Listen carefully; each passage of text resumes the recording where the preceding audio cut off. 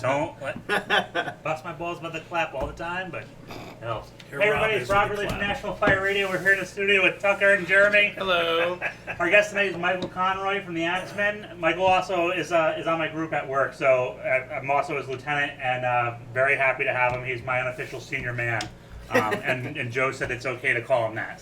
So he forced you to be here? A4 gallery. Yeah. He told me. Didn't You have a have to be choice. here. basically at gunpoint. I mean, I was like, listen, man, you will ride the ambulance for the rest of your career, or you'll come on this shit. No, he was more than happy. Absolutely. So the fun thing about Michael is when he transferred to Fairview from the city of Middletown, we were out back one night. We have a fire pit. We were talking about different things, smoking a cigar. And I asked Mike about the Axemen, which is kind of one of the reasons why it drove him to be here today. And I don't have a motorcycle. I'm scared to death of them because I've gone to so many motorcycle accidents. But I was like, why do the Axemen? And he had this great way, and I'm not going to steal his thunder, but it was really the part where I learned probably the most about him from this conversation we had around the fire pit and everything. So with that, we'll jump into it. Traditionally we do so just tell us a little bit about yourself, where you come from. All right. Mike Conroy. First off, thanks guys for having me. No, Really. thank you. Yeah. TYFYS kind of thing, right? Yeah. So I'm 30 years old. I've been a fireman now for probably about 10 Is that Tinder years. profile or What? Swipe. Swipe. Yeah. So I've been on the job for 8 years now. I'm in my 9th year. I started out with City of Middletown. Before that, I was a volunteer with Coldenham Fire Department in New York. And I got to give big props to those guys. A lot of guys forget where they come from. Those guys gave me the training that got me the job that I have today, and I'm really happy to have that. Yeah. So I got an opportunity to work with City of Middletown, which is a very unique fire department. I did that for 8 years. Love those guys to death. That's Local 1027. And then I ended up transferring to Fairview just out of a necessity for my own sanity because of some of the issues like we discussed. And so I went to Fairview, and I've been there for a little over a year now. And that's been it. It's perpetual, 7-8 year guy kind of thing, kind of caught in the middle between being a senior man and getting called salty by the junior guys because they're mad at me for telling them they should do something, and I'm still getting called a probie by the senior men that are working their way up into lieutenant status. So I'm kind of caught in limbo, but it's not a bad place to be. Not a bad place at all. Nice. So Mike, what was your first your first fire? My first fire, I caught in 2011. I got hired in 2010.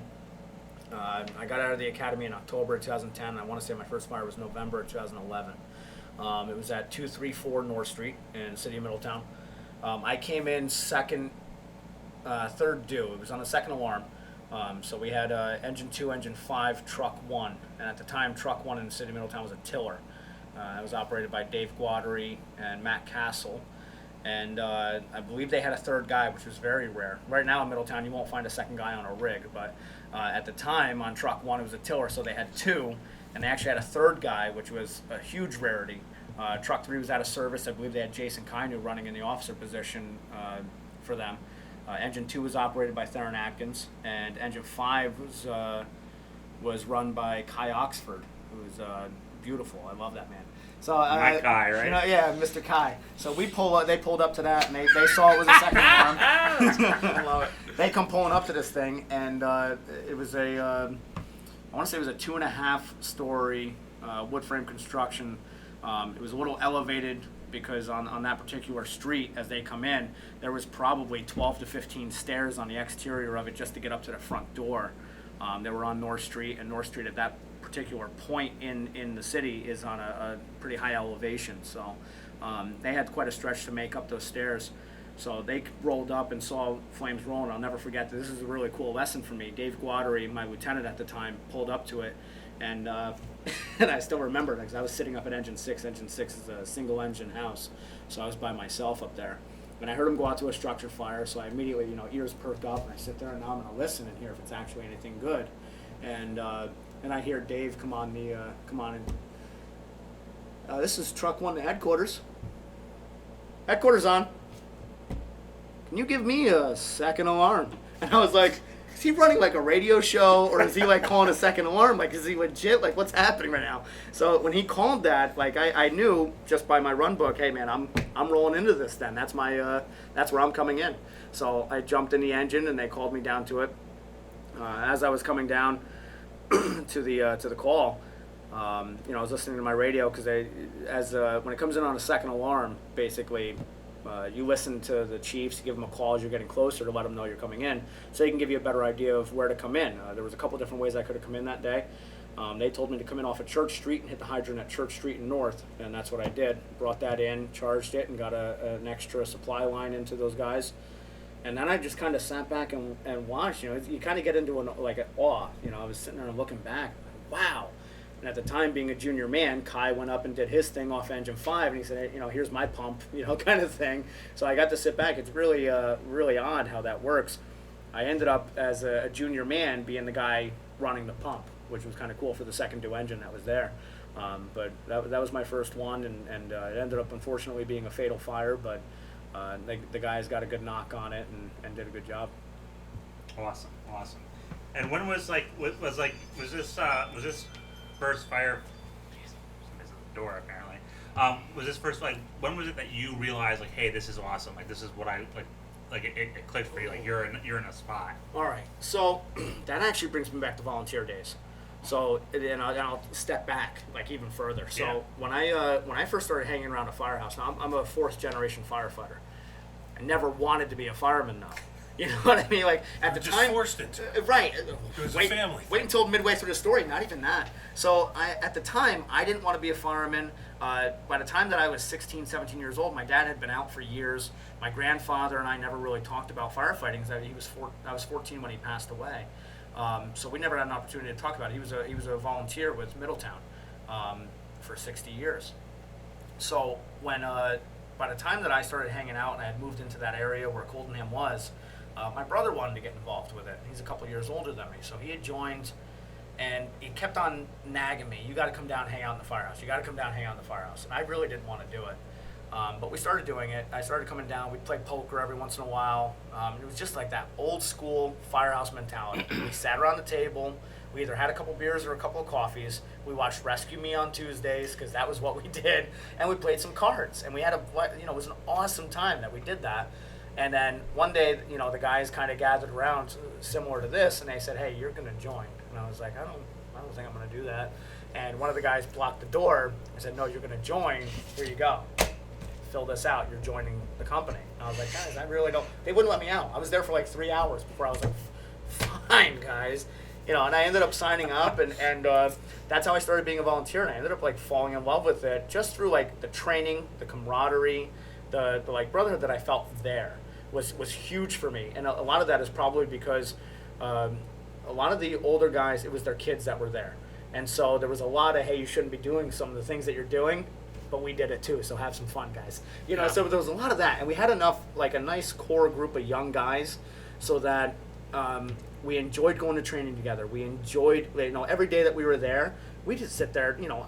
For me at the time, it was a way to get out of my house, because I had just, I was going to college at the time, community college, so, Harvard on the Hudson, there, Orange County Community College. So, so I was there, and I'd come home, and you're just sitting around at that point. And so let me go down to the firehouse. So you'd end up going down to the firehouse, hanging out, be there until 1 o'clock in the morning, 2 o'clock in the morning, and then go home. And you ended up sitting there and just saying, "Hey guys, you want to train on something? Yeah, let's do this." And it ended up being a really cool time for me. And that's really where I fell in love with it. Do you remember the hook? That's what I'm always curious about, right? Yeah, we always ask guys about their first fire. Yeah. We talk about, how did you get into it? They give us a little backstory. But I'm having a hard time myself trying to remember my hook. Yeah. You join. I'm a legacy, right? I was second generation in my department. And so my father laid the groundwork. I grew up in a place. I get that, right? I mean, I just had the way in. Yeah. But, I still, to this day, try to think about the hook that got me. Was it a fire? Was it a drill? Was it that hot chick that was you're a fireman? Yeah, shiny brights. Yeah. Shiny bright lights. Yeah. That's it. I mean, that could Shiny. very well could have been. But I'm just curious because, for me, and this may, I don't want to get sappy or any sentimental thing or anything like that, but for me, my entire life I kind of followed in my dad's footsteps. Right. He wrestled in high school, so I wanted to wrestle in high school. He worked on cars, so I wanted to work on cars a little bit, whether or not I did or not. I'm terrible at it, but But knowing that he was a fireman, knowing that my grandfather was a fireman, once I got into the fire service, Yeah. and like I said, I had never had those conversations with my grandfather because I showed no interest in it at the time when he passed or any time before that. So once I learned that there was a family history there, and like, oh, you know what, it's almost like that mindset of like, I'm supposed to do this. It's cool. I'm supposed to Yeah. be good at this. Yeah. It's in my blood, and I want to do in the this. fraternity, you're a legacy. Yeah, so for that, it like Opens I think, doors. I think that was the hook, that desire to fit in with my own family. I get it. It was like, this is it. This is what get I'm it. gonna do. Yeah. And so that I think that might have been the hook. And then of course, like I said, that camaraderie that I felt there with those guys. We would sit out in the firehouse. We would pull out some chairs. And it's not a super busy department. I think one of our heaviest years we maybe did 400 calls. So I want to say we're sitting around 300 on an average now. But we would sit out there, probably 4 or 5 of us. We'd pull our rolling chairs out from the table that's behind the engine. At the time, it was the old 208, our old rescue. We'd pull it out in front of that, and we would just sit out there, and we would just shoot the shit. Yeah. And you know, you just have a connection with people that are from a different background maybe than you, had a different upbringing than you, but you're bonded by something. And that was always cool to me. And, Yeah. I think that's always been a big hook. It's one of those things that, you know, I have a lot of, majority of my friends are fire service driven. Mm-hmm.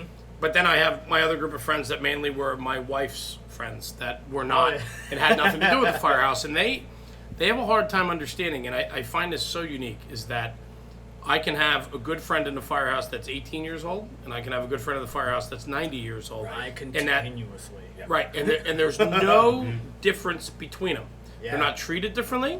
I mean, everybody gets the same respect. I mean, the older guys obviously maybe Well, a you little more still have respect. to earn your respect. Without a doubt. It But doesn't matter whether you're but beginning then or old. right. But the best part is like we throw a party at my house or a barbecue, and I invite all the guys from the firehouse, and this huge range of guys walk in, and my buddies that have no idea, they know I'm heavily involved, but they don't understand it, look at me and go, "How does this work?" Like, and the 20-year-old kid is chatting the 60-year-old guy up and down, and they're getting along like best friends. Yeah. And people sit there and scratch their heads, and I said, "You have to understand, it's a lot bigger than this. Age doesn't matter." And I continuously get my chops broke by my wife every once in a while. You know, at Yeah, the time, yeah, yeah. When we first started dating, we've been together for about 10 years now. And when we first started dating, you know, at the time she had just graduated high school, she was going away to college. I was 20 or so, whatever I was, and she would be mad, like, you know, I saw you at the 17-year-old's party. I was like, yeah, he's a volunteer fireman. Like, it's Right. fine. Like, you know, so even up until like, you know, it might be a little weird now. 24, 17-year-old oh, parties. definitely is now.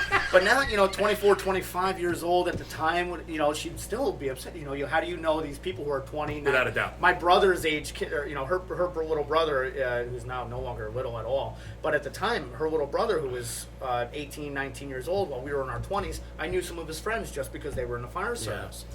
And I think that's what's so hugely important. And we talk about the Brotherhood, and we talk about those type of things. And I think, you know, that's a big part of it, right? Is like understanding that in the fire service, you know, the age steps aside, right? And there's mutual respect. We're all doing the same job, Yeah. and so on. So I mean, I think that's a important, and it's without a doubt.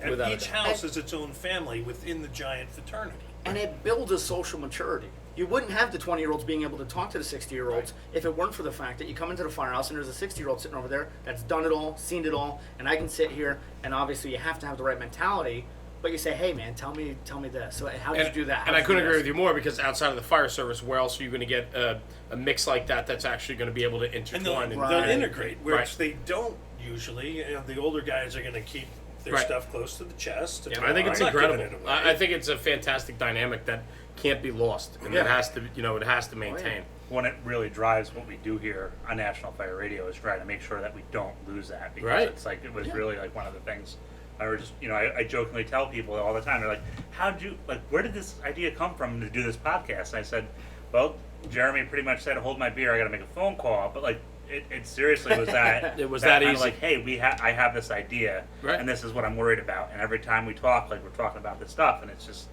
we don't want to lose that, so. Absolutely. Yeah, no, that's good. That's good. So awesome. So that was the hook, right? So, and then from there, I mean, you know, so you were volunteer to career, Yep. and then you know, I guess we were talking before we were rolling live and so on. But Yeah. you have quite the dynamic in your first career department, and it was an interesting job. Yeah. And, very, very interesting. Yeah.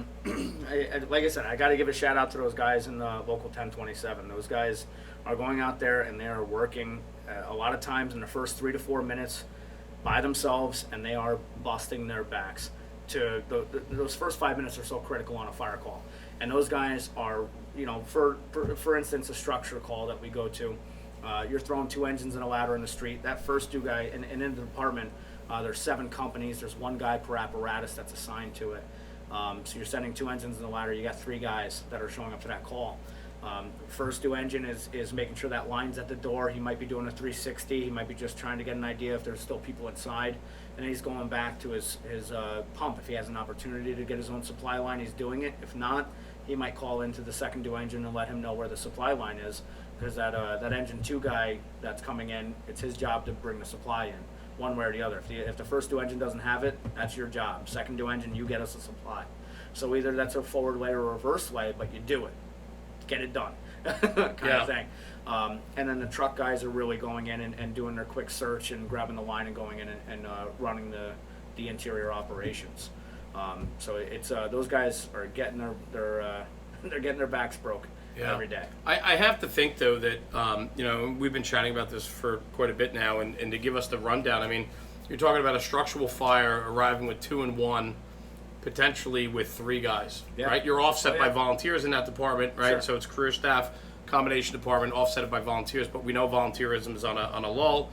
We know that it's hard to fill the boots these days. Mm-hmm. And I'm thinking about, those guys must bust their chops, no doubt. But I don't think it's overly different, other than the dynamic, but overly different in a lot of different places, right? Like you talk about staffing.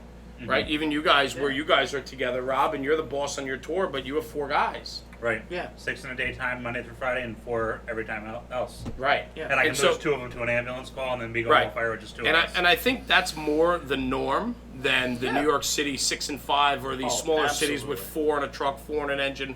Like that doesn't happen anymore, or it's happening, but it's happening in big metropolises that can afford it and know the value of that. But a lot of these smaller cities and suburban departments that have career staffing, they're running very thin minimums. I was going to say, right? you talk to any, talk about it. You talk to any career staff, and it doesn't matter what department you're hitting. If it's all the way up in Hornell, all the way over to Greece, all the way down to it could be Middletown, California, it could be to wherever Florida, it is. right? Yeah, Absolutely. You hit them up and say, "What's your number 1 problem?" They're going to say staffing. Yeah. In my opinion, and I might be wrong, but if you ask anybody, "Hey, what's your number 1 problem here?" They're going to say staffing. I wish we had 1 or 2 more guys riding out with us on that rig. Yeah, That's huge. And to bring it one step further, because I mean, you're a career fireman, and we're talking career tonight, but even in the volunteer service, like we're not getting out the numbers anymore in the volunteer service either. And so when we talk about firefighting on our platform, we just talk about firefighting, right? Yeah.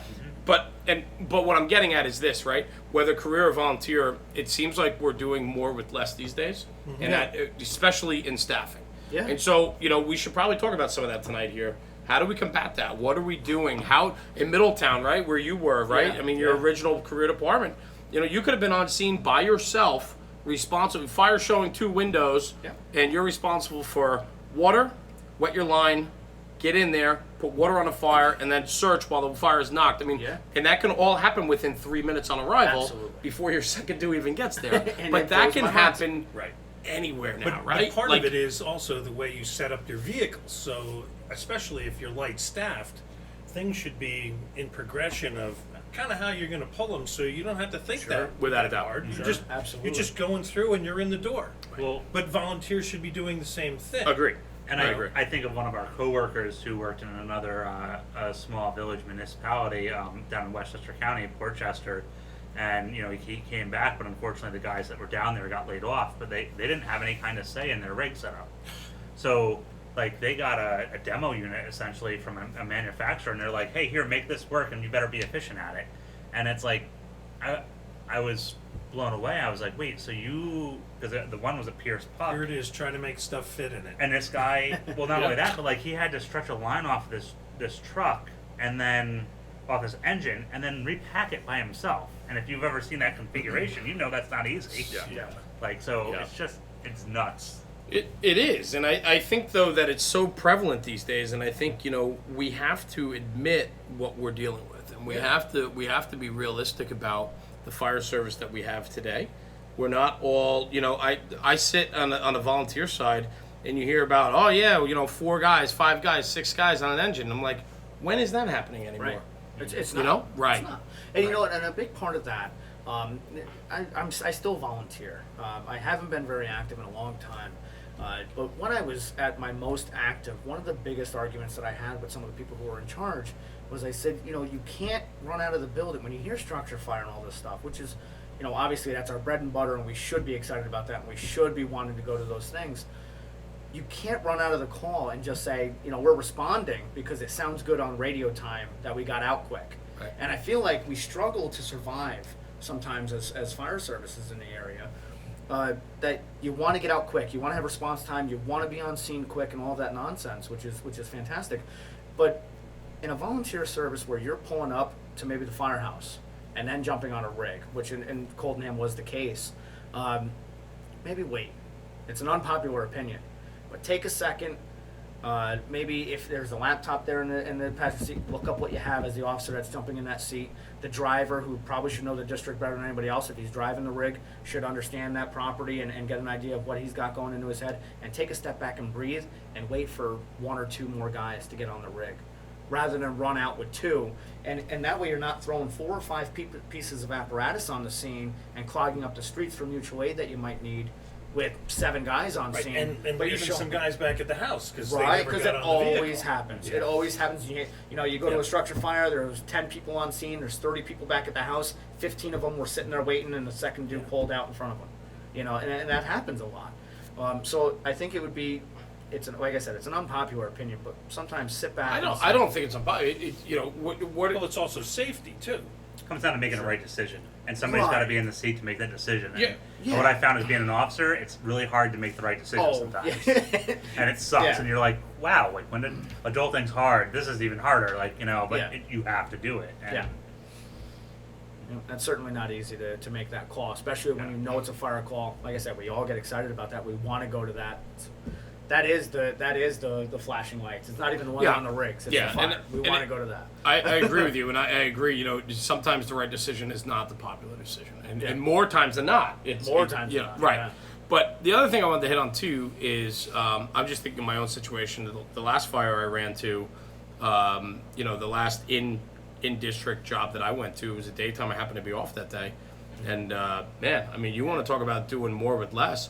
But I think what scares the hell out of me is that if I wasn't in the seat I was in for that fire, and I'm thinking, thank you, Seb. I'm thinking about like, I was on the truck. no, right. I mean, Sebby's off camera right now, like Yeah. running out there because he rides with me, and he was on another rig that day. But the issue is this: is like, and this then goes into training and know-how and so on. But like, because we're doing more with less, we have higher expectations of the guys in those positions, right? So where the engine used to be able to run out with 6 guys, you might have 4 that are incredibly competent and 2 that were like, they'll just follow my coattails, that type of thing. But now in whether career or volunteer, because it happens in both, right? I mean, I was just listening to something today about the career service and talking about guys that are in it for the paycheck and guys that are in it for the love of the job. And there's that very big difference in the job. And it's the same with the volunteer service too. Different reasons why we're involved. But at the end of the day, now with less, we're operating with less guys. We need those less guys to be more talented than they ever were before. Yeah. Yep. Right? I mean, I don't know if maybe hit on that a little bit. I don't know, just my thinking here, right? I think back to what Steve Kalman said on when he was here, like the experience-based versus training-based, and we struggle with that, like, because now we have this responsibility to train these guys up to get them ready, because we talked about it today.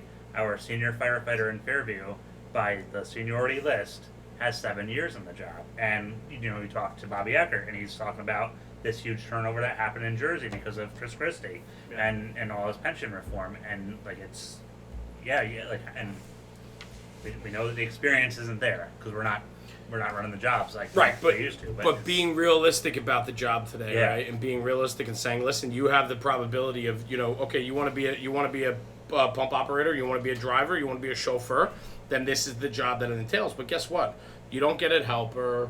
You don't get a hydrant guy. You might have to shoulder load your own 100 or 200 feet back to the hydrant if you pass it. Like, these are all things that guy has to know that takes it a few steps further than what they used to know.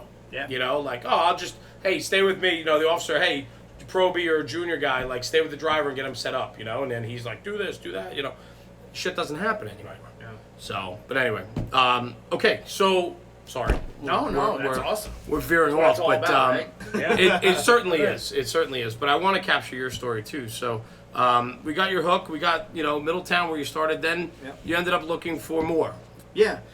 So, not to take anything away from the guys that work for Middletown, but it was just, I didn't want to accept it for what it was. I remember in 2012, 2013 or so, talking to my then girlfriend, fiance maybe even, and saying, hey, Don't get that wrong. yeah, no, Let's move on. Let's move on. We love you, Diane.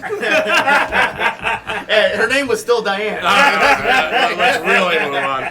I know a lot of Dianes. I'm just kidding. I love you. So I just had my heart stop for a minute, like, well, I'm not coming to the second birthday party.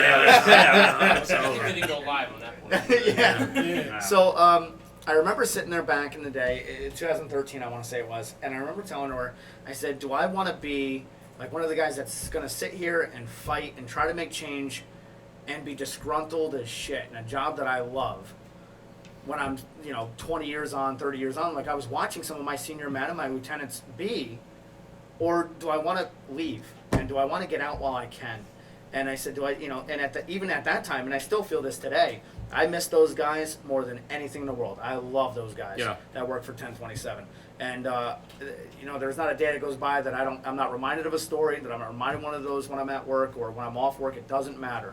And I knew that kind of thing might happen because even then, when I wasn't as embroiled in all of the nonsense that was going on there, when I had the mindset of, I don't know that I want to leave these guys. Do I want to turn my back on them and go and find something better suited for me? And it felt very selfish at the time. And in 2017, when I finally made that jump, it felt selfish. But I needed to move to a more progressive department. I needed to move to something that was going to allow for me to grow as a person and as a fireman. Yeah. And I felt like I was getting stifled in Middletown, not because of the guys that worked there, but because of the management and because of the type of department that it was. I just was not growing. And I was really unhappy with that. I came to a point, I remember calling Chief Mater in Fairview when I talked to him about possibly coming in for an interview. And it was after a particular incident in the city of Middletown, and I said, hey man, are you still looking for anybody? And I'd love to stop in and drop off a resume. And he said, why do you want to come here? And one part of that was because there was a couple of members of Fairview who had reached out to me and asked me if I ever wanted to transfer to put in papers, and they had been asking for a while. But another reason that I told him, I said, I don't like going to work anymore. Yeah. I don't like doing this anymore. It's become a job. It's become something that I never wanted it to be. One of our favorite lines back, we have a Lieutenant Carpenter who loves to say, I haven't worked a day since I got out of the academy. And it's true, I hadn't. Up until a point where things really started to take a downturn in Middletown. And I got to a point where I could have taken a shift off, had 8 days off, because we work a 24/72 schedule in Middletown. And I'd sit there and say to my wife, I really just don't want to go in tomorrow. And she'd say, Mike, look, some of us work 5 days a week. What do you mean you don't want to go to work? And it ended up becoming a bone of contention between us, unfortunately. And I said, this is even like infiltrating my home life now. It's not healthy. Yeah. I'm not happy. It's time to go. I got to get out of here. And so I told her, I said, financially, whatever happens, I'll make it work. I'll go get a second job if I have to. But I got to do what's right for my household. I got to do what's right for me. Did you find in your first place, did you find that your performance, obviously, you're talking about your drive towards the end and so on, that you were like, hey, I don't want to go anymore. But what happens to that firehouse culture, right? Like, you get hired there, you're ready to go, man, right? You're checking equipment, cleaning tools, like ready to go. Bell goes, you're out the door. You're motivated, Absolutely. right? There's a fire under your ass. Yeah. Do you find, and I'm not trying to put that department or their culture under a microscope. I'm just talking in general. I have to think that over time, though, people that decide to stay in an environment like that's not maybe overly healthy or beneficial on both ends, right? Because it's a give and take. I have to think productivity starts to dip. Yeah, you can't sit there and feed guys loads of crap all day and then expect their morale to be high and expect them to be looking to say, what can I do for management? Right. What can I do to better this department? Right. Especially when you go out of your way to do it, and you're stifled. And say, no, you know what, we're happy with you closing the bay doors. We're happy with you sitting in a recliner. We're happy with you doing the training you do. We don't want you to get better. We don't want you to grow. Yeah, and you know, none of that is verbalized per se. No, I but get it's it. there. Right, You know, it's through and the so, actions and right. So yeah. you know, at the end of the day, you end up in a position where it's like, you know what? I'm just gonna sit back. I'm just gonna sit back. It doesn't matter anymore. I'm just gonna get up, go to work, and do my thing, and go back home. It Yeah. doesn't matter to me anymore. And that's when you get it's horrible. It's a terrible way to be. Yeah, but how did? I mean, I think it's great though that you recognize that, right? And you said, okay, you know, here we are. I'm at a crossroads, right? I mean, Yeah, you're all of it's huge. Yeah. You're in a profession that you love, right? Mhm. You were one of the lucky to get a job. Yeah. Right. That you worked Oh, yeah. hard to get a job like that, and then you realized, like, hey, man, it should be better. Yeah, and at the time, you know, my way, it was a huge risk for me. I had just bought a house the year before. I bought my house in January of 2016, I want to say. And my wife was pregnant. She was pregnant. She was 8 months pregnant 7 months, 8 months pregnant when I said, I got to get out of here. I got to do this.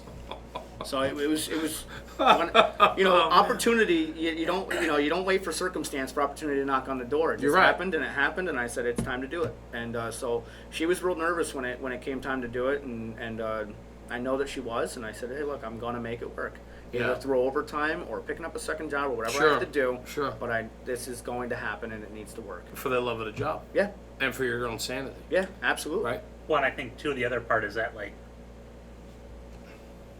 for us as a local, having you come in, we knew the risk you were taking. Like, I didn't realize Diane was pregnant until she showed up at the firehouse one night when we were getting ready for one of our coworkers' weddings. And she was like, ooh, And she I- ate too much Taco Bell, huh? Weird.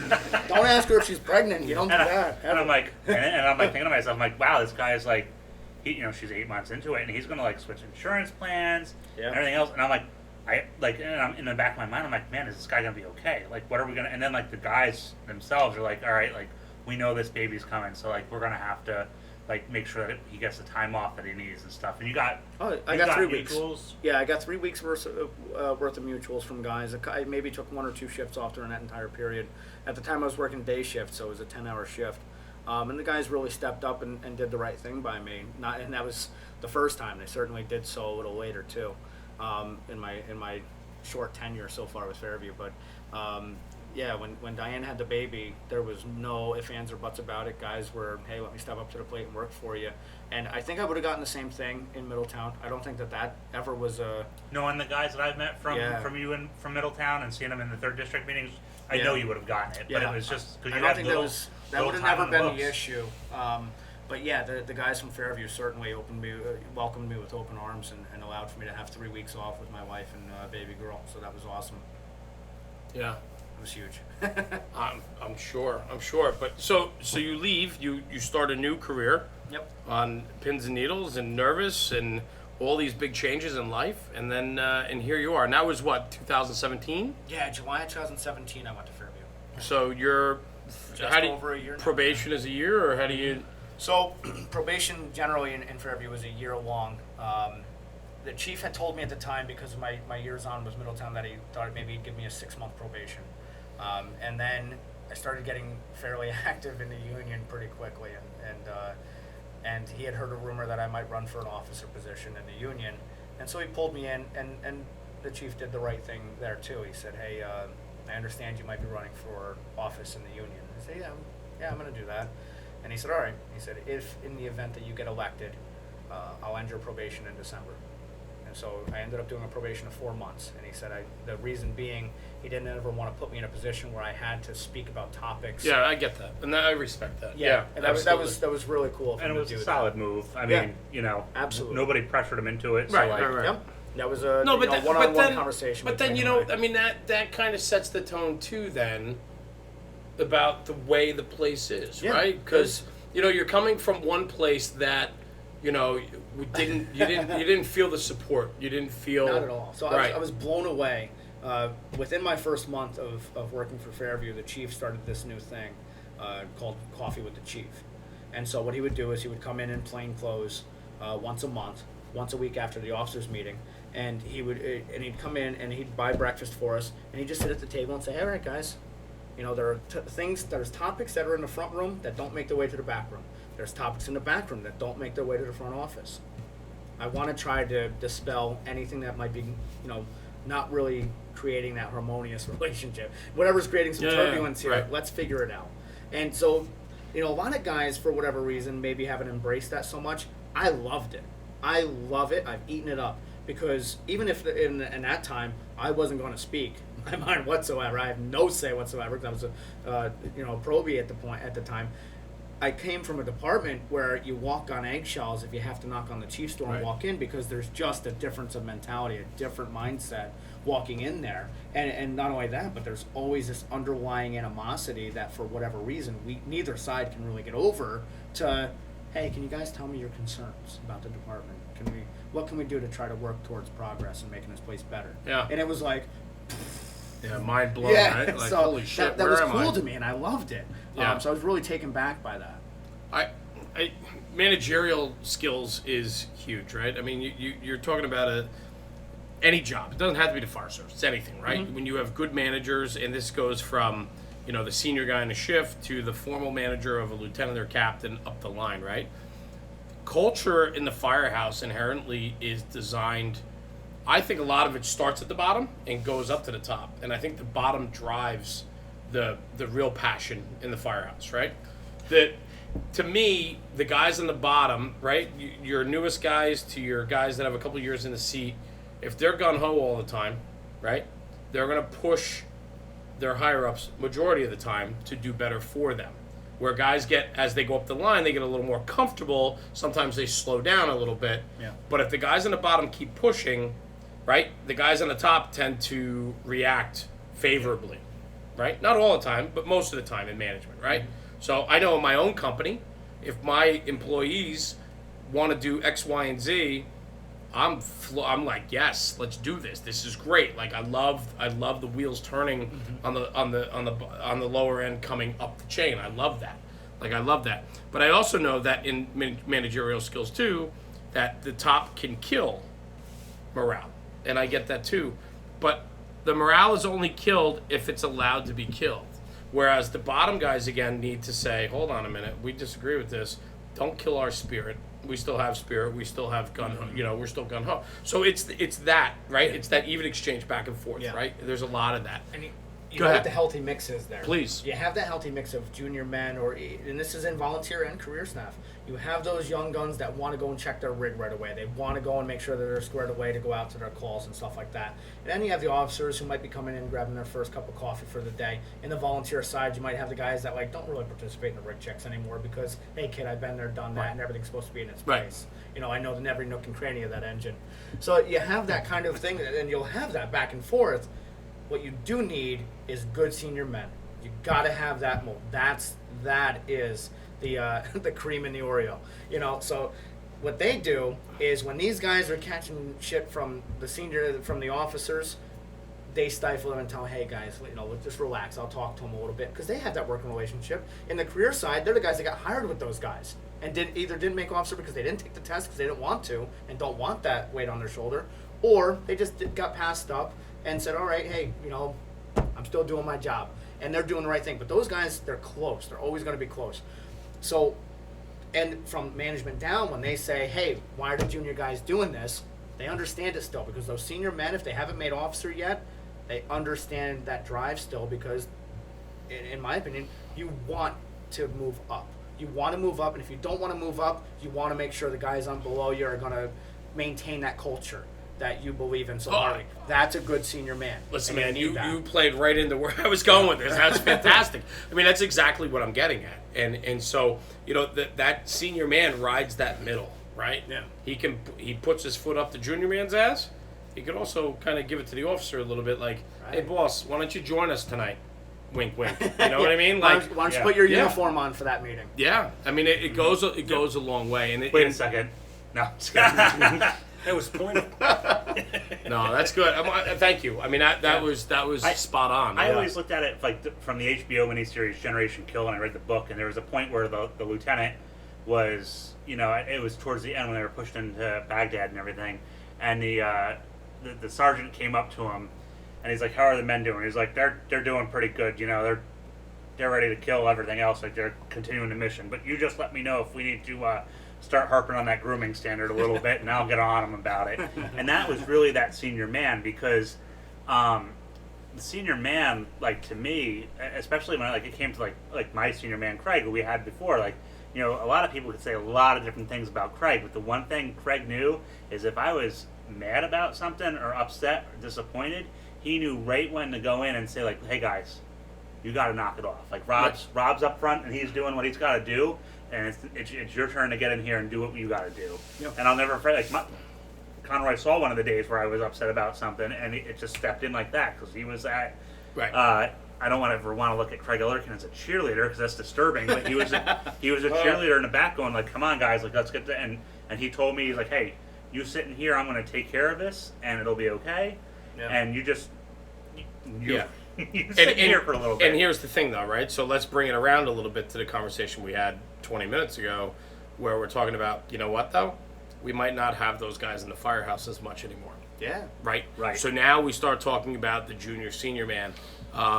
Real quick, side story. I had a text message or an email that was shared with me earlier today or yesterday from a guy who emailed somebody that watches our podcast or listens to our podcast, and we had a guest on, and he was he sent something to the guest in the aspect of thanking him for talking about his stories, because he comes from a department that lacks senior guys. Mm-hmm. It's a very young department. The majority of the guys on the line are under 10 years. Yeah. They don't really have any 20, 25, 30-year guys on the line anymore. And that becomes, and I can't speak to the career department because I'm not a career fireman. I can't speak to it on that level. I mean, I have some ideas, I'm very familiar, but I can't speak to it as truth, so I won't. But what I will say is this: that becomes very difficult, and I think for you that has to be difficult for you too, where you're a probie, or was, yeah, but you're still the new guy, yeah, right? one of the newer guys, yet you have a 10-year pedigree behind you, yeah, on the job, where you were responsible for your own apparatus and operating by yourself, and probably have flowed many lines by yourself and put out a lot of fire by yourself, right? To a new position in a new department where you're now considered the junior guy, yet you're like the middle range guy, but you're the junior guy. Yep. So I didn't struggle with that. I kind of knew walking into this, and again, this is a mindset that maybe not some people might not have this. You're right. And I'm not trying to pat myself on the back, but it was getting the dishes, because I believe in having that mentality. When junior guys came into Middletown, I'm not gonna lie, I broke their chops hard. Like I'd ride them a little bit, and a lot of that was because, like I said when I started, I'm kind of caught in that middle phase. The guys who have 7, 8, 9, 10 years on the job, the guys who had 20 and 30 years on the job, they're the salty dudes. Like, those are the guys, and we're not necessarily there yet, but we certainly have a hell of a lot more time on than this 20-year-old kid that just came on the job. Sure. You know what I mean? So you're kind of caught in this limbo of, I'm not salty enough, and if I treat them like an asshole, they're going to call me salty, and that's in itself can be kind of an insult. But I'm not junior enough to have them talk to me the way that I want, or it's your turn to get in that sink. So going into Fairview, I said, you know what? Hey, Lieutenant, can I take your plate? You all done? Can I take your plate? Can I, and go wash the dishes. Be the guy. If something needs to get done, you don't initiative. Right. If you have to ask if something needs to get done, do it. Don't ask. Just go do it. I agree. And so, I went into that doing that, and I think that having that mindset up until I want to say it was we had a lunch upstairs, and up until that point, I was maybe there a month and a half or so, maybe 2 months, and Rob finally asked me an opinion, because some of the guys were, talking about this or that or something that was bothering him that day. And he said, hey Mike, can you just explain to me what it was like in Middletown when you did this, this, this, and this? And I ended up like, I'm good to talk here? Okay. And I, unloaded and talked a little bit about it. And guys were like... Talked a lot a bit about it? We were upstairs. I don't know if you remember. We were sitting around the conference table. If you've ever seen, like, arc light bombings from Vietnam, it was those kind of knowledge bombs. Just like all of a sudden the ground shook. Every one of us got off the ground a couple feet. And it was like, wow, nobody can live through that. So people were sitting there and they were like, you could just see that they there was a difference when we walked down after, because even I went downstairs, I'm gonna do the dishes and stuff, and immediately guys were like, can I do your dishes, like, kind of thing. So there was a difference immediately, Right. because there was a kind of maybe more of an understanding of, you might have been here for 4 or 5 years or so, and like, not to take it, I'm still gonna go out of my way to do the right thing in the firehouse, but there was more of an understanding that I was either on the same level with these guys, or that I had experienced something that was a little bit shittier than what they're going through today. So there was certainly some difficulties at first transitioning, but I think it was made easier by my ability to not have a bigger head and say, hey, Sure. I've got 10 years on the job, Sure. Whatever, because that's never going to get received. Well, you were in well. quite a unique position too. I mean, Yeah. I think coming into your position with the knowledge you already had of your previous employment, knowing how the hierarchy works and so on, Yeah. actually probably helped you more than your typical probie coming in. It just was your mind game of saying, okay, I got to subscribe to this again and get back in the trenches. I mean, Yeah, I get absolutely. that. I get that. Yeah. I loved my probationary period. I love in Middletown. I loved being able to sit in the room with the guys, and even if I was doing dishes or I was sitting there, I loved being able to sit around the table with the senior men and listen to them talk. That was something that was always so big for me. And Mike McNamee, he works for Arlington right now. He transferred out as well. He worked with me in City of Middletown. We got hired together, went to the academy together. He'll say this just as much as I will. There were times when it was like, hey, who's going to watch the desk? Because there was a guy on dispatch at all times in Middletown. Who's going to watch the desk, and who's going to have to go out to the Wolves and sit with the senior men and the lieutenants? On Tuesday, every couple of mornings, the retirees and the retired lieutenants, they'd come into the firehouse and sit down and have coffee. Who's going to the Wolves and making sure they got fresh coffee and everything? Who's sitting at the desk? And I want to go. I loved it. And so there was a lot of times. What a great culture, though, where you do that as well. And just so you know, like that face right there with his like little wave and everything, that's how he was like, hey, Lieutenant, can I get your dishes? Like, he had that same excitement. So there was like a couple of weeks where I'm just like, is Mike messing with me? Is he just like, is he trying to make it seem like I'm not doing my dishes? Because I'm pretty sure he's the one who's on. And like, and I knew that he was here, like, and everything else, but it was just, I was like, what? Why is this guy? And then the first night that he rode the ambulance and he got kicked in, Oh man, he was happy about it. Like, he was just like, I think you stole. Well, you didn't see. You asked if you could get some Twizzlers from somebody in Champagne. Oh, they were no, like, not Twizzlers, Sour Patch Kids. Oh, Sour Everyone knows Patch, I love Sour Patch Kids. Yeah. So we were walking in. It's really funny. We ended up going for an unfortunate female who had a little too much to drink that night, and we're on our way out. We're taking her out, and all the girls are sitting in the room, and they're they got like the sad puppy face on, like they know they're in trouble.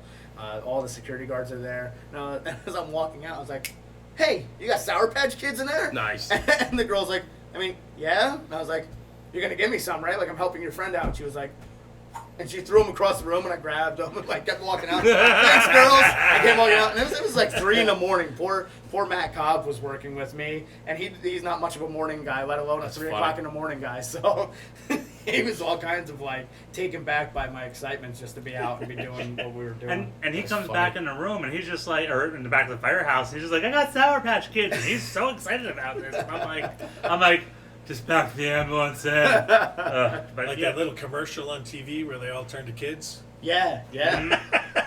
So in between, before I got hired in Middletown, I worked at IBM in Poughkeepsie as an emergency control guy kind of thing. So you were a firefighter, hazmat tech, rope rescue tech, all this other kinds of nonsense. And it's kind of like, not to take it away from, but like a Denver tool. It's got a lot of different purposes, but I prefer like an axe.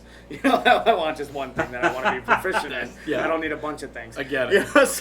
So working there, I worked overnights, and so there's just something up here that says, hey, we're awake. It doesn't matter if it's dark out, if it's 2, 3 in the morning, we're awake and we're on top of our game, because sometimes you were sleeping and you jumped up to a call. Yeah. Wake up. That's what you do. Yeah. So that it's something that I have where I'm wide awake no matter what time that we go out to a call, and Cobb hates me for it, and a couple other guys probably do too if they've ever. Yeah, got but I stuck love with that because it's the excitement for the job. I Yeah. mean, it's I don't know. It's like opening a present on Christmas. You don't know what you're getting when it first goes off, especially if you're asleep and it goes.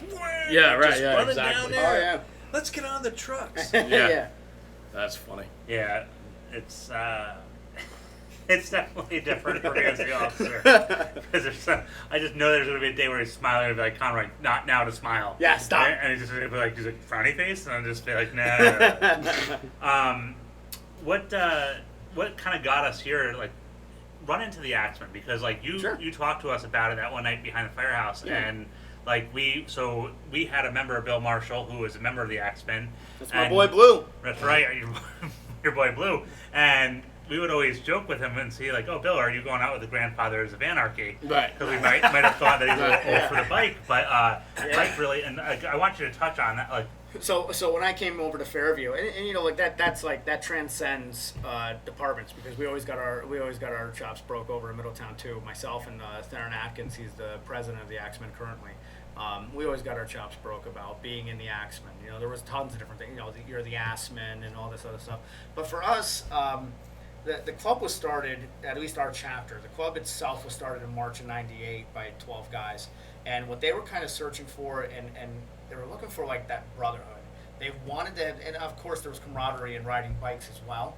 But you know, fast forward to when New York Chapter 2 was created, and that's the one that I'm currently a member of and the vice president of. Gene Delapioli from Arlington started this one. To start a chapter with the Axemen, you got to have 10 guys who are IAFF retired or current and in good standing. And then obviously there's a huge like thing that you have to go through to make sure that you're okay doing that in your particular area for whatever reason. But you know, he started it, and what it was sold to me as, and what I have found in it, is not to hit on the new generational firefighters that are here, but there's not necessarily the brotherhood that I was told was what I was buying into. And so when I went into the Axemen, I was sold on it as, this is the brotherhood that's missing in the fire service. This is where it's at.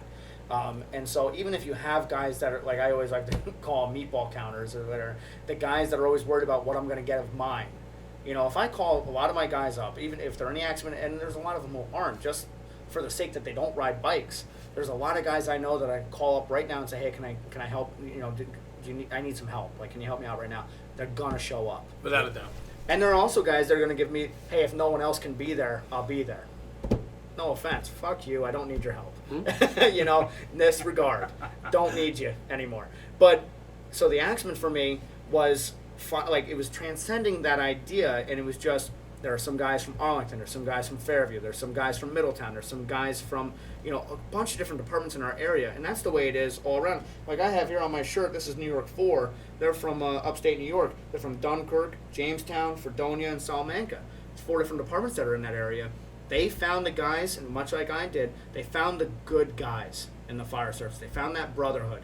And they came together and said, you know what? I like to ride motorcycles. I like being a good brother. I want to help these guys out. You want to help me out? Let's do this. And there's just a camaraderie there that I haven't found in many other facets.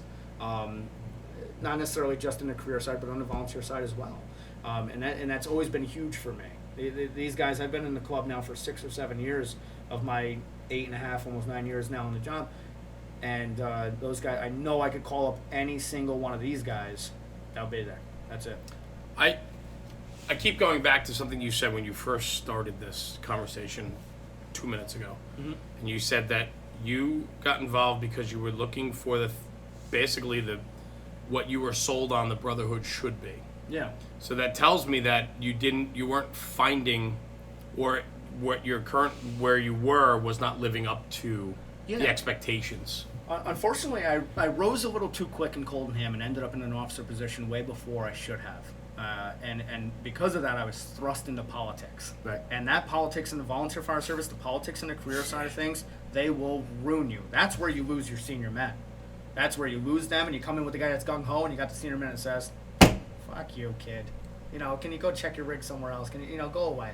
You know what I mean? That's where you lose those guys, is in that politics. That'll ruin firefighting.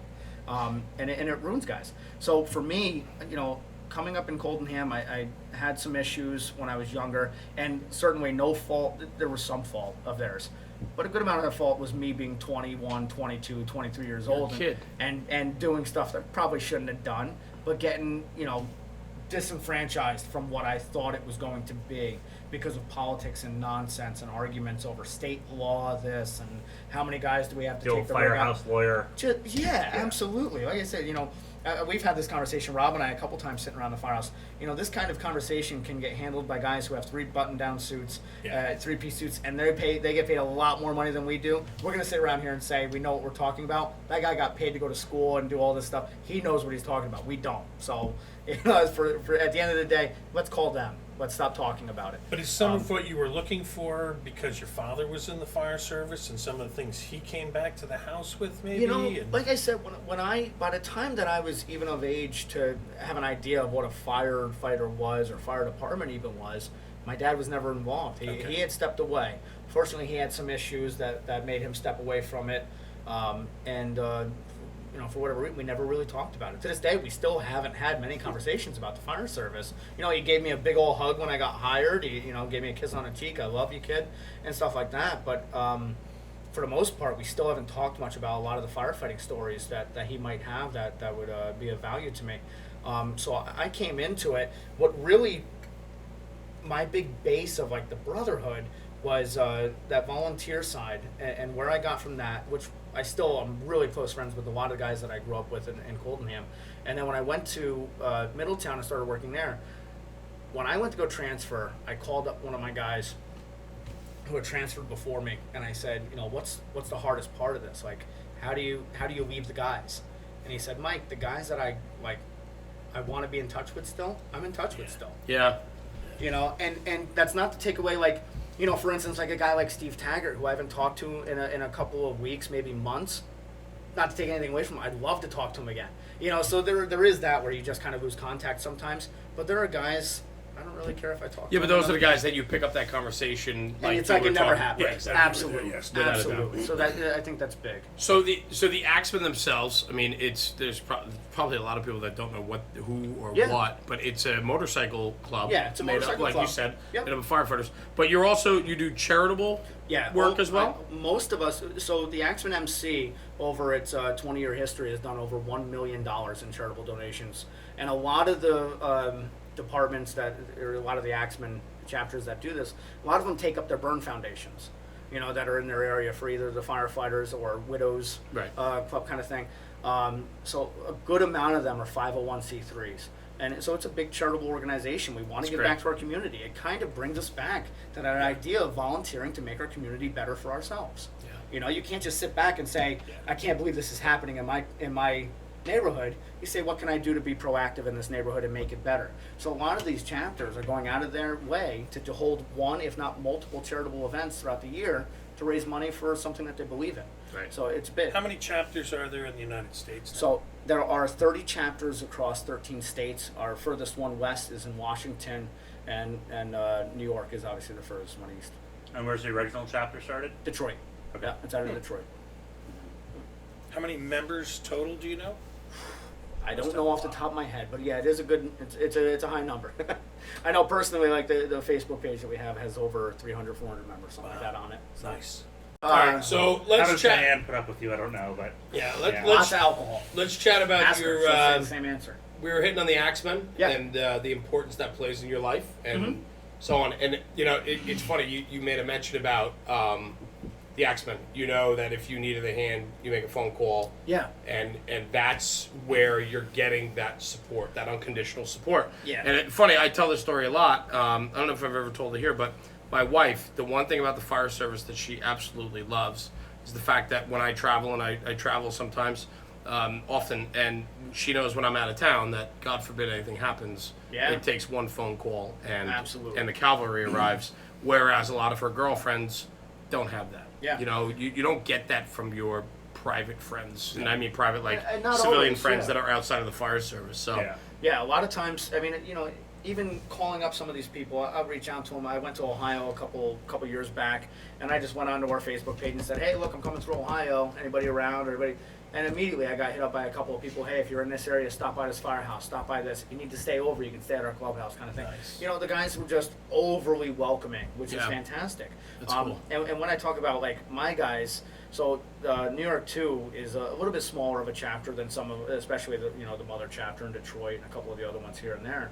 We have a little bit of a smaller chapter, but one of the things that's like born and bred into us, and I believe it in the fire service and the Axemen, I think it's huge, is quality over quantity, and I think that is like that's big. You know, I don't care if I have 100 guys. If only 5 of them know what they're doing and the rest are going to sit on their thumb the rest of the night, like, what does it matter? You know, it's just a number on paper.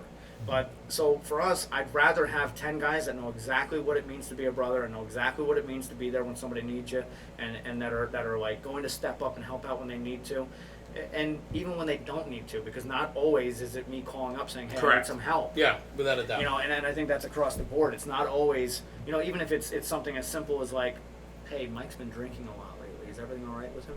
You know, not that I'm having those calls, but my wife would get those calls first. She'd be calling people like, hey, can somebody come over and take the liquor? But you're right, though.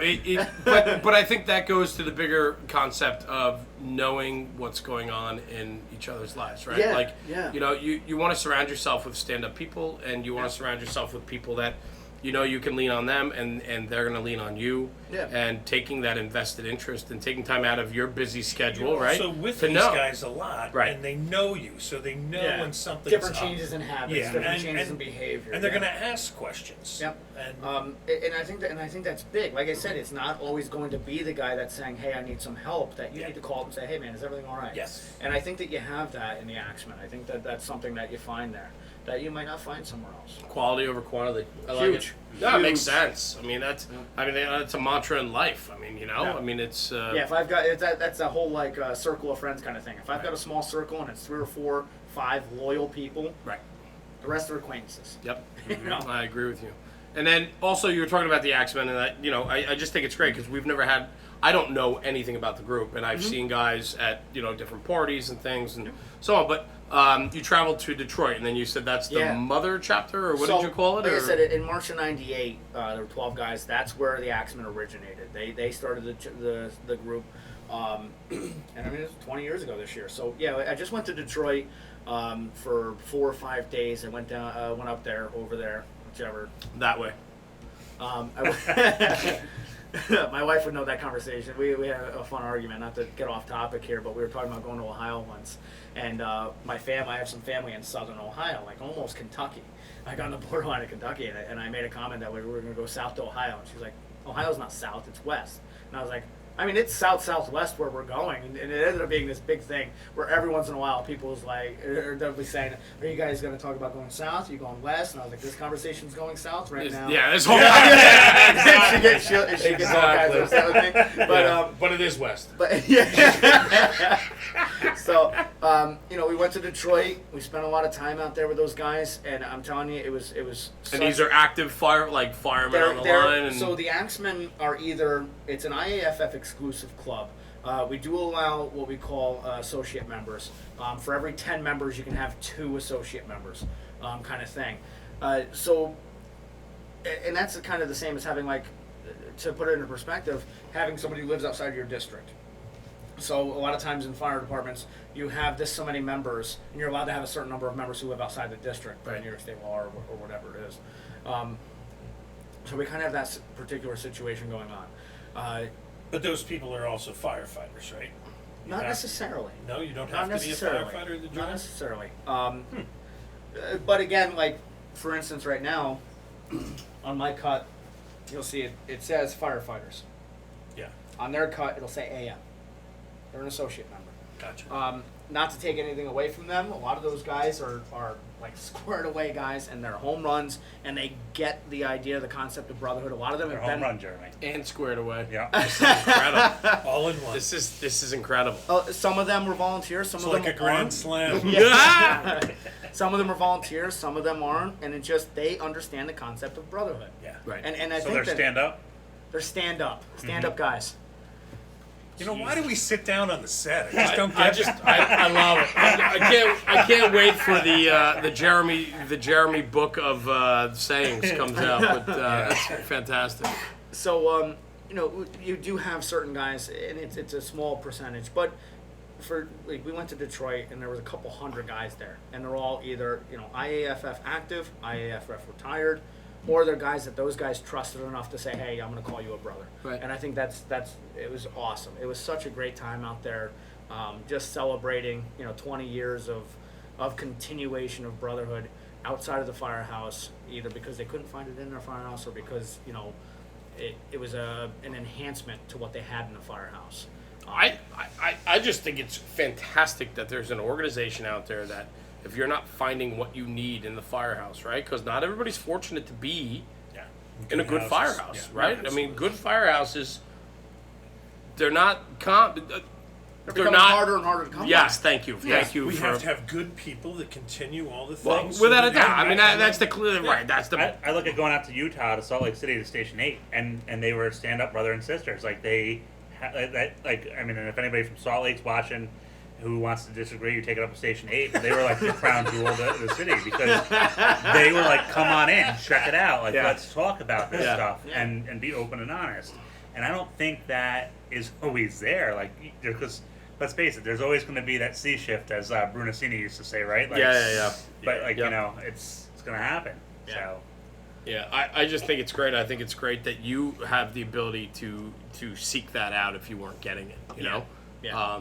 I ride a bicycle, so I couldn't do it. You know, I mean, And it it, also and has we're- extra wheels on Hey, it. training wheels, but that's a whole nother We're, story. we're But- always looking to expand. We're always looking Yeah. for new members. That's great, though. I mean, that's great, and that and the charitable contributions you make, Yeah. and the fact that you have that mantra of quality over quantity. I mean, Yeah. it speaks to the fire service. I mean, it's Yeah. a club, but it speaks to our core values. like, what's one of the things in the Axman that you did that was like when you joined it and everything, you went through your probationary period pretty much with them. Yeah. But like, what were some of the charities and some of the events that you did? You were like, yeah, this is like I'm happy I'm here. This is my place. The first thing that I ever did with them was Bikers for Bella, and I can't. To be honest, I wasn't really associated with them. I kind of just was hanging out because one of the guys had asked me to come and spend some time with him because he wanted me to come and spend some time at the club and maybe join. But Bikers for Bella raised money for a fireman whose daughter, I believe she had lost her hearing, and they didn't have the money to pay for some of her medical expenses, and so they put forth the effort to raise some money for her, and that was at the Elks Lodge out in Arlington's fire district. And then every year, up until this past year, we've done Axemen for Animals, where we've raised money for local ASPCAs in the area. We try to donate to no-kill shelters, and that's kind of the charity that we took on. This year, we changed it up a little bit, and it was the Axemen Salute to Veterans. And so, kind of encompassing what we had done previously with taking care of animals and whatnot, what we went and did was we raised money for a charitable organization called Paws of War, and it's based out of Long Island. And what they do is they take shelter dogs and out of no-kill shelters and stuff like that, and they train them to be service dogs for military veterans who have PTSD or are suffering from any type of mental illness, and they then give them to them. So I thought that was a fantastic charity that we took on this year. It encompassed what we wanted to do, and that was a big one. A big charity for us. I think it hit home for a lot of our guys, whether they're in the fire service or not. A lot of our guys are veterans. That yeah. I think it's a whole other community And for those that are watching and listening in to the podcast, Mike has 3 dogs. I have 3 dogs. So like he's, I mean, that's My wife would say she has 4, but right. One day we'll get that 4th one to stop peeing on the carpet. But I don't know. We let him out twice tonight. That's right. No leash though. yeah. he always comes back home, but you never know where he's gonna pee. That's funny. The amount of comments you might get on that. Yeah. But seriously though, I mean that's an awesome charity, especially for our vets because it's The comments are coming. Your wife commented anyone. So- we don't need that many dogs. So real quick, people that are listening and so on, I mean, we're doing a Facebook Live as well, so we're getting comments strolling in and so on. So we appreciate all the comments, but Especially there's from just- Michael's wife. Yeah, exactly. Diane's an all-star. But that's great, and what a great organization, and Yeah. thank you for enlightening us on that because I Yeah. really didn't know much about it. Yeah, but, I'm proud to be a member of it. I love cool. it. I had a little bit of a come to God type of situation this past year in April. I had a motorcycle accident, and I kind of had a moment where it was like, do I keep doing this? Do I get back on a bike? And for the first couple of weeks of my life, I don't know if she'll comment on this or not, but I had a couple of really heart-to-heart moments with her where I just broke down a little bit because of how much it had affected my life. And I said, you know what? Do I get back on a bike? And God bless her. She was like, hey, look, I don't understand these guys that say their wives don't let them have a bike. You want a bike and that's part of your life, you go get a bike, Mike. Yeah. I went out a couple of times with the guys from my club. They surrounded me. They came over to my house and helped me out. Every single, whether I turned down their support or not, when they said, "Hey, can I come over and help?" and I said, "No, I got it, no worries." But the calls were coming in; they were always there. And I went out to one of my first events after I had gotten hurt, and I put on my cut. My arm was, I was in a cast and stuff, and I went to the event, and I said, "You know what? No, I gotta stay in this. This is it." And it means a lot to me to be in this club. So it gets a lot of slack. We get our balls broke a little bit, but that's fine. I don't care about that. It means the world to me to be a part of this organization, and like I said, we're always looking to expand. So guys who are, like I said, and Jeremy said, if you're not finding it where you're at, you can come find it with us. We have a lot of fun. Yeah, All the dudes. and if it's Axman, yes, but there's other organizations too, I'm sure. absolutely. Right, Yeah, absolutely. yeah. And the point is like, what I want to make sure of is that we get that message across, that if you're in a tough firehouse and you're having a hard time finding and seeking out what you're looking for, don't let that deter you from being the best fireman you can be. Yeah. Go seek out. Go to another district and find guys that get it. Go find somewhere. I mean, there's opportunities out there. Pursue those opportunities, because the last thing I want to see is for a stand-up guy to get shaken loose from the industry There's just mutts because. everywhere. Doesn't Yeah, matter. agreed. You know, Agreed. so- Hands down. Rob and I had this conversation on the way down, and for lack of better words, I said, there are shitbags on the career side, and there are shitbags Yes. on the volunteer side, Absolutely. and you have guys that are really motivated and want to get better on both sides of the coin as well. And on top of that, when you get into stuff like this and you talk about this, there's almost like that mindset where you sit back and guys want to joke about it, and it becomes like not like a hit it hard from the yard kind of thing, but you have that kind of mentality from some people where they want to joke about this sort of stuff. And I'd say that there's probably two types of people who would do that: guys who never understood it in the first place, or the guys that are going to break chops about it because Right. they get a reaction, but they're still the ones that are going out in the middle of the night taking pictures of fires. You know what I mean? Like, they're still Buffy as all hell, and so I agree with you. you just roll with the punches and stuff like that. I mean, you have to, but part of this business is that, right? You gotta have thick skin. You you don't gotta have be. You thick gotta be a skin, man. Yeah, I mean, you gotta be you tough. definitely have to have If you don't have thick skin, you ain't gonna make it. No. There are times when you do get a little down on whatever's going on because of politics in your Sure. firehouse or whatever, but you have brothers that pick up on that, and that'll Yeah. follow you home and chat with you, and Right. it brings you back around. But you have to find that outlet. If you're in that department that doesn't have that mentality, Yeah. right, and you don't go seek it out, you're gonna fall away from the business. You're gonna fall away from the fire service. And Yeah. you could be an incredible fireman that has all the right reasons, but if you don't have that support network behind you, Yeah, it's tough. It's everyone tough. has It that brings you opportunity down. to fall Yeah. off. Yeah. Everyone has that opportunity, and you Yeah. either make a decision to change it or you fall off. And I think the other thing too that we don't talk about often in the fire service, not us, but just the fire service in general, is we all go through those lulls, right? Like, Absolutely. something happens or you have a rough day and you're like, I'm not, next thing you know, in a volunteer service, you haven't gone down to the firehouse in a week or two, or you're turned off a little bit by something that happened, whether on a political level, a company level, or whatever. And in the career service, you might get ginged for something that, you thought you were doing right, and a superior dings you wanted, or a junior guy, The attack of the stomp will come in, and it'll, right. That's right. And Like you were saying, there are times when you're doing like you said, think you're doing it right, or you get jammed up on something stupid, like I forgot an address or something. I heard a dispatch come in once. It comes in as, I hear 76 West Main Street. And I jump, and I was in Walk Hills by myself, and I come out. I know that's a left, and I go to start heading down the hill. Well, screw me, it's 176 West Main Street, which is to the right. We've all just done out of it. Walk Hill. We've You know all what I mean? done it. But you end up getting, you end up in that situation, and it's like, oh man, I Yeah. don't want to be here anymore. You know what I mean? Oh yeah. again, I I just don't remember want to do blowing it. by the police cars going the wrong way. Yeah. My lights That's on. that's one of those things, but I'm talking about the bigger picture where you have a 20-year-old kid that's busting his ass every day at the firehouse, trying to make it better, putting on his equipment right, being squared away, hood on, ready to go to work, even for a carbon monoxide alarm, and he starts to get taken down or taken apart by the guys that are like, Or you don't he need loses that. an election to a politician.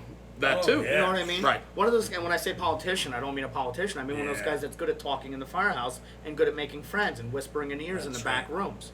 But It's here's huge. the thing. You can disenfranchise motivated people by doing that sort of Absolutely. stuff. Right. But we have to stand up and scream the message that if you're squared away and you know you're doing the job right, don't let those mutts bring you down.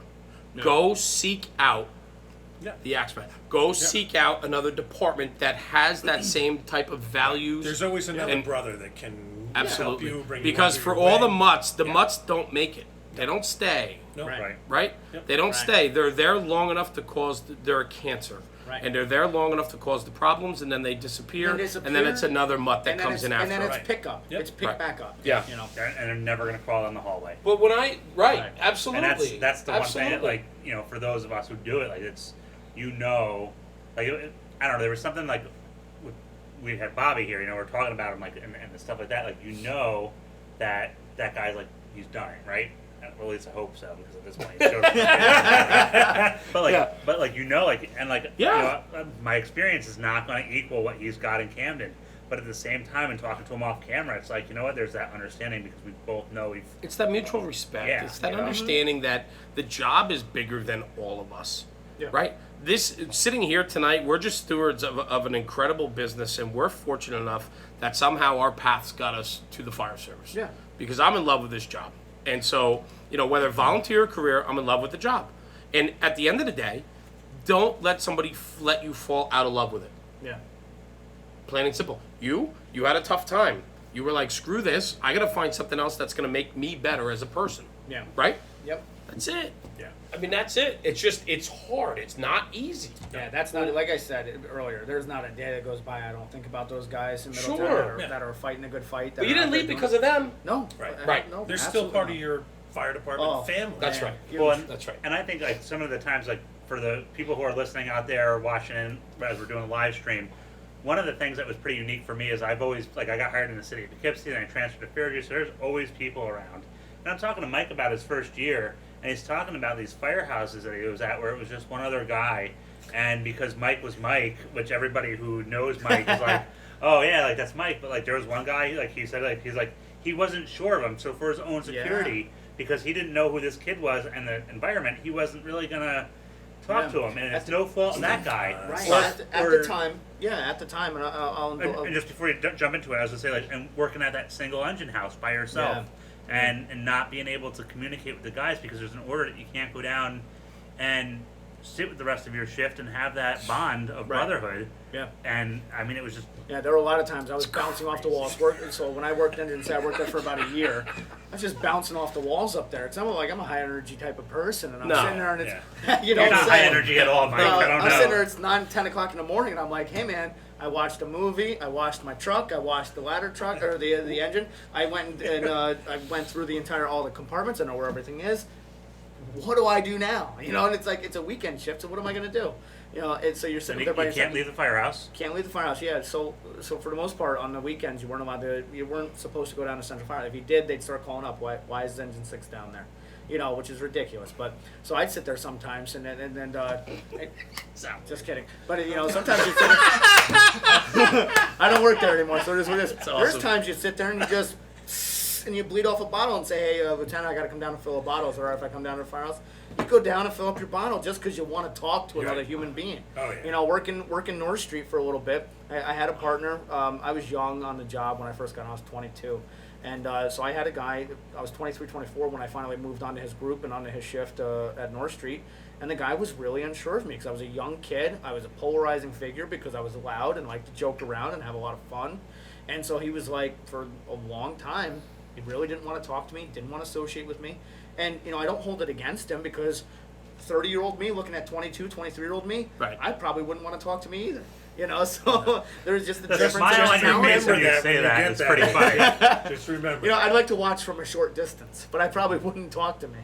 You know, so, Let's see how this plays out, everybody. Let's get a good seat So, for the that's show. funny. yeah, and you know what? That guy to this day is an avid supporter of me and everything that I do, and I love him to death. He's a home. I love that guy. So I'm not gonna call him a home run. Yeah, I'm not well, gonna you say did. it. You I were almost there. did. You were but there. I do like You him. were there. He's a good dude, and I would do anything for him. So and he knows Love who he it. is. I love it. I mean, just awesome. Great stories, man. Yeah, I mean, good stuff. you know, and we hit on a lot of stuff tonight too, Mike. That I thank you, because it seems like every time we get together for one of these studio sessions, we always hit on something a little bit different. Yeah. And tonight was great, man. Yeah, bringing in the Axmen stuff, that was fantastic. Yeah, and just your story. I mean, I have to give you a lot of credit, because a lot of people don't do that internal review of themselves and think they need more than what they're getting. And I think that's, you know, kudos to you for recognizing that, because Before we wrap it up, though, I gotta Yeah, say, no. there's one thing that we should hit on that Mike has talked to me about, and he's talked to a lot of guys about with Is when it comes to- Batman? Is it dressed up No, as it's Batman? we can bring up the Batman incident, and I know somebody out here watching live will be able to post a Eddie Roth just said finally. But if somebody's got the picture of Mike in the Batman costume directing traffic down the White Plains, please post that in the comments. However, so Mike talked to us a little bit about his job in Middletown and some of the things they had to overcome. But one of the things that I was most impressed with was how he talked about the break-in period for new guys, because they didn't have that. How did you put it? You didn't have a lot, so you held on to the seniority and you made sure those guys. Oh man! So in Middletown, seniority is everything. It's everything. It means everything to those guys. So I'm badge number 108 in the city of Middletown, and I'll always have that number. That's my number. So the seniority thing is such a huge thing for Middletown, because that's how you bid your positions every year. The senior man gets that whatever spot he wants as it rolls around and through the vacancies and stuff. That's a big part of it. There's a lot of respect there that goes there with the seniority, because you don't have a lot of managerial direction, and you don't have a lot of anything but, unfortunately, animosity for anything higher than what your career level is. The seniority is something that is just, it's huge for those guys out there, and you have to hang on to that. And I think that that's an important thing, not just for Middletown, but for everybody. That seniority, being able to respect a senior man is big. It's very big. 'Cause I it's think going so. it's going to make the yeah, difference. I agree. It's going to make the difference between how you handle either your probation period and what kind of fireman you become. Like I said, I'm caught in limbo. I'm not one of those salty dudes that's 20, 30 years on the job, but I'm certainly not one of the little pups anymore either. Right. But I'm only the fireman that I am right now because of the guys that came before me. And the more that people understand that and respect that themselves and understand, listen to those lessons. Like a lot of times you have these newer guys that come up in the fire service and they just don't understand that, like, I might not be right about this. And the guy that's breaking my chops and telling me I'm wrong about this is probably because either he did it 20 years ago when I was still sitting on a potty trainer, or he saw one of his brothers go through it. Yeah. You know, and so we run into you get into an issue where, like, I'm only the person I am because I listened to my senior men. And they were good senior men who taught me, like, a really invaluable lesson that when it comes down to it, be as best a fireman as you can. Like, Lieutenant Terry Ward at a 32 truck was one of the instructors. This still is stuck in the back of my head, and it'll forever be stuck in the back of my head. We were at the fire academy. I was finishing up my final week there, and all of the instructors lined up, and they all imparted us a bit of wisdom. And what he said to us was, go back to your jobs and give a damn about your jobs. Just give a damn about your jobs. And that has really stuck with me. And so when I went back to my job, I gave a damn about my job, and then I had a senior man tell me, you know how much of an impact you're going to make on this job? Put your hand in a bucket of water, pull it out, and then take a look at it. That's what you're going to make. And it kind of humbled me Yeah. to say, give a damn about my job, but understand that there's a bigger picture out there. You know, and a lot of times we get stuck and we're unable to see the forest through the trees. There's a bigger picture out there. It's way bigger than any one of us or any one of our egos. Humble yourselves and go out of your way to give a damn about your job. I think that's huge.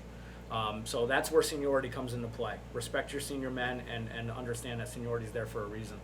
And also, when you get to be that senior man, take somebody under your wing and mentor somebody else. Yeah, they say a good leader doesn't, they don't they don't just lead, they take the next guy up and say they recognize leadership in somebody who's not there yet and not ready to do it, and you just culture them up and bring them up to match that level. That's a sign of a true leader. I love it. I love it. I think we should wrap it on that, Yeah, because that's that That was a good note. doesn't get any better than that. That I mean, was this a guy's grand slam. this guy's pretty good. This guy's pretty good. But yeah, awesome. Diane's got a giant pin for him back home. Just he played a little bit when Yes. she gets there. That's all right. But no, he's She's so good at it. yeah. But I mean, I can't thank you enough. I mean, you and I have never met before. Yeah. You know, and so on. And I know you've been on Rob's group, and Yep. Rob has spoken very highly of you. Not that I'll ever say that again to you, because but It's out there forever now, That's Jeremy. right. It's on air. It's on but what air. I love is that what we get to do with National Fire Radio is meet guys that I would probably never meet. Yeah. And I get to learn their stories, and then we become the stewards of getting their story out. And your message tonight was awesome, and I want you to know that, because I sit here, we've done 14 of these episodes now, which I'm humbled by that, and that people are willing and wanting to watch and listen. But, you know, Michael Conroy, Fairview Fire District, like, you know, not New York City, it's not Boston, it's not, you know, LA, like, you know, Chicago. And I have to tell you that, you know, I love the story, and I love the story just as much as any other brother from anywhere else. And I thank you for sharing your story. And what I've learned since we started this was the fact that there are guys that are willing to trust us with their story. Yeah. And I thank you for that. And that validates what we're doing. And for me, when we talk about this, Rob, Tucker, myself, and Sebi, and we talk about National Fire Radio, I'm very humbled by the fact that you're willing to come here tonight and share your story. So I thank you from the bottom of my heart, because there was a lot of things discussed tonight that I think are invaluable. And there are, what I'm finding through our platform as we grow, we're getting a lot of people coming back to us saying, like, hey, thank you for that, thank you for this, and so on. And so if we can, you know, help out one or two brothers tonight just by this, thank you. I mean, great message, great story. Thank you guys for having me. I think, Can you give it's him the a- shield? It was I cool. think it's a fantastic Yeah. thing that you guys are doing here. Thank you. Yeah, so we're going to have to, so I will say thank you. We're going to have to cut because we're running out of time here. So we're going to cut, and then we'll come back with the shield. All right. And thank you. So give us 2 minutes. Michael, thank you, brother. Thank you I so appreciate much. you for Mike, being thanks, here. man. Really. Thank you. Thank No you. problem. Thanks for having me. You gonna do your clap? There we go. Awesome. Good night, everybody. Thanks.